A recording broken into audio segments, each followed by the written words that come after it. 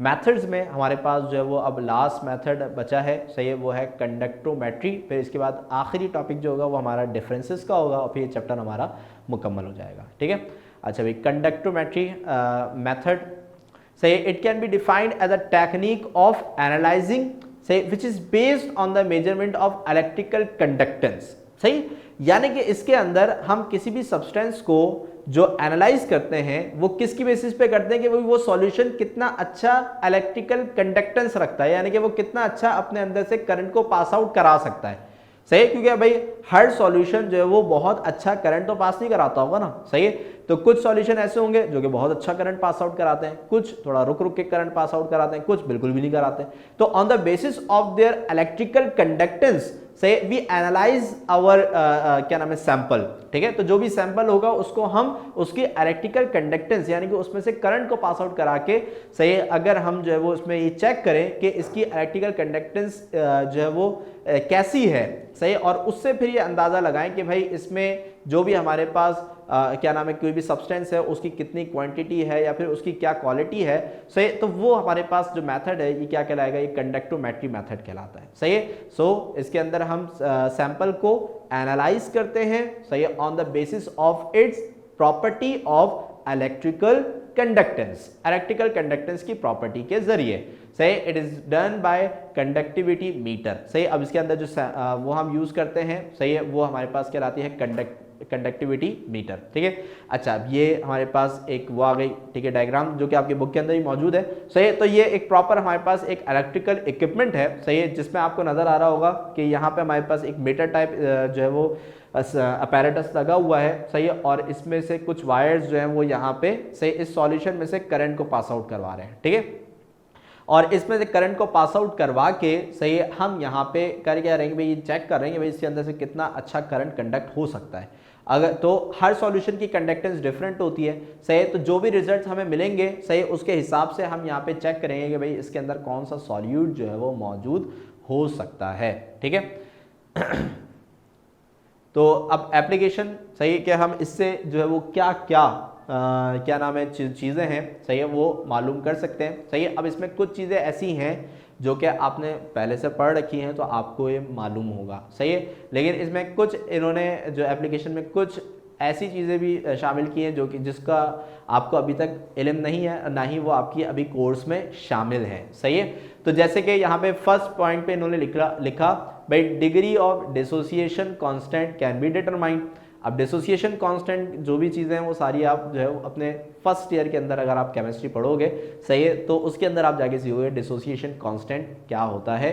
सही है, तो अब यहाँ पे क्या है, डिसोसिएशन कांस्टेंट की जो भी वैल्यू है इसको हम एक पूरे लंबे प्रोसेस के जरिए कैलकुलेट करके मालूम करते हैं, लेकिन ये जो डिवाइस है ये हमें चुटकियों में आंसर दे देगी कि भाई कि जो भी सॉल्यूशन आप यहाँ पे मेजर कर रहे हो उसका डिसोसिएशन कांस्टेंट क्या होता है। सही, और फिर इसके अलावा सॉल्युबिलिटी, हाँ, सॉल्युबिलिटी जो है वो आपको पता होना चाहिए क्योंकि सॉल्युबिलिटी का जो टॉपिक है, सही, वो आपने लास्ट ईयर, सही, सॉल्यूशन के चैप्टर के अंदर पढ़ा होगा। सही, तो सॉल्युबिलिटी हमारे पास क्या होती है कि भाई कोई भी सब्सटेंस जो सॉल्यूट अपने अंदर डिसॉल्व कर सकता है, सही, उसकी कैपेसिटी को हम सॉल्युबिलिटी कहते हैं, क्योंकि कुछ सब्सटेंस ऐसे होते हैं जो कि बहुत ज़्यादा सॉल्यूट अपने अंदर डिसॉल्व कर सकते हैं, तो हम बोलते हैं इसकी सॉल्युबिलिटी बहुत ज़्यादा है। और कुछ सब्सटेंस ऐसे होते हैं जो कि जिनकी डिसॉल्विंग पावर कम होती है, तो इसका मतलब है कि इसकी सॉल्युबिलिटी भाई कम है, इसके अंदर बहुत ज़्यादा सॉल्यूट डिसॉल्व नहीं हो सकता। तो अगर हम इसको मेजर करना चाहें कि कोई भी हमारे पास सब्सटेंस है, कोई भी सॉल्ट है, इसकी सॉल्युबिलिटी जो है वो सॉल्वेंट के अंदर कितनी होगी, सही है, तो उसको भी हम इस कंडक्टोमेट्री मेथड के जरिए, सही है, मालूम कर सकते हैं। सही है, बाय यूजिंग दिस डिवाइस। सही है, फिर इसके बाद रेट कांस्टेंट। सही है, अब रेट कांस्टेंट का भी जो लफ्ज़ है वो आपके लिए क्या नाम है नया होगा। सही है, क्योंकि ये भी आगे जो हमारी क्या नाम है स्टडीज़ होंगी 11 और 12 क्लास के अंदर, सही, उसके अंदर आप पढ़ेंगे रेट कांस्टेंट क्या होता है। सही है, तो लेकिन अब इसको भी हम कैलकुलेशन के ज़रिए मालूम करते हैं। सही है, लेकिन यहाँ पे हम इस मीटर में जो है वो चुटकियों में इस रेट कांस्टेंट की वैल्यू जो है वो निकाल सकते हैं। सही, थोड़ा सा अगर मैं आपको ओवरव्यू दे दूं भाई कि रेट कांस्टेंट के ऊपर डिपेंड करता है कि भाई जो हमारे पास सब्सटेंस है वो कितना तेजी के साथ या फिर कितना स्लो रिएक्ट करेगा, क्योंकि रेट का मतलब ही क्या होता है कि भाई कौन सा सब्सटेंस तेज या फिर स्लो रिएक्ट कर रहा है, ठीक है। तो अगर रेट कांस्टेंट की वैल्यू बहुत ज़्यादा है तो इसका मतलब ये है कि भाई ये जो रिएक्शन है वो बहुत चुटकियों में हो जाएगा, यानी कि फास्ट रिएक्शन होगा, सही है। और अगर किसी भी सब्सटेंस की रेट कांस्टेंट की वैल्यू कम होती है इसका मतलब रिएक्टिविटी उसकी कम है, यानी कि वो सब्सटेंस स्लो रिएक्ट करेगा, सही है।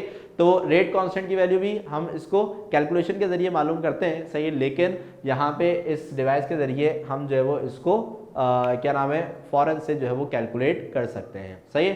The end point of titration can be determined, और ये भी जो पॉइंट है, सही है, इससे भी आप वाकिफ़ हैं कि हम जो है क्या नाम है टाइट्रेशन जब परफॉर्म करते हैं, सही, तो टाइट्रेशन के लिए हम जो है वो क्या नाम है 20-25 मिनट तक जो है वो क्या नाम है कलर चेंजिंग का इंतज़ार करते रहते हैं, फिर ऑब्जर्वेशन आती है, फिर उसको कैलकुलेट करते हैं, सारी एंड ऑल, सही, आधे 1 घंटे तक हम ये काम करते रहते हैं, तब जाके हमें जो है वो क्या नाम है टाइट्रेशन का रिजल्ट मिलता है, सही। लेकिन अगर हम यहाँ पे क्या करें कि भाई इस जो सब्सटेंस है, सही, जिसके भी हमने टाइट्रेशन परफॉर्म करवानी है, सही, उसको सिर्फ इसके अंदर भरें, सही है, और इसमें से करंट को पास कराएं, और ये हमें जो है वो डायरेक्टली बता देगा कि भाई इसकी जो एंड पॉइंट है, सही है, वो क्या होगा, सही है। यानी कि वो जो आपने 1-आधे घंटे की मेहनत करी है ये 5-10 मिनट के अंदर ही आपको, 5-10 मिनट भी नहीं, 2-3 मिनट के अंदर ही आपको ये रिजल्ट दे देगा, सही है।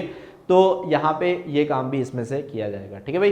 तो एक तो हमारे पास यहाँ पे इसकी डेफिनेशन हो गई, सही, कि भाई कंडक्टोमेट्री के अंदर क्या करते हैं, इलेक्ट्रिकल कंडक्टेंस के जरिए, सही है, हम इसका क्या नाम है जो सब्सटेंस है, सही है, उसको एनालाइज करते हैं, ठीक है। और कंडक्टिविटी मीटर जो है वो इसके अंदर हम यूज़ करते हैं, जिसकी डायग्राम आपके साथ यहाँ पे शेयर की गई। और एप्लीकेशन क्या होती है कि भाई तमाम चीज़ें जैसे degree of dissociation, solubility of salt, rate of constant और एंड पॉइंट ऑफ टाइट्रेशन, सही, इसको मालूम करने के लिए, सही, हम यहाँ पे कंडक्टिविटी जो मीटर है, सही है, और कंडक्टिमेट्री मेथड का इस्तेमाल करते हैं, ठीक है भाई।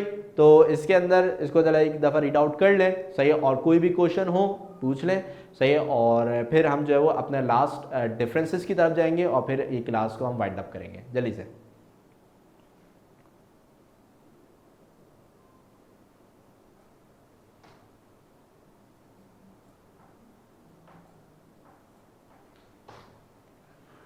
ओके भाई, जी रीड आउट कर लिया है, कोई क्वेश्चन तो नहीं है इसके वाले से?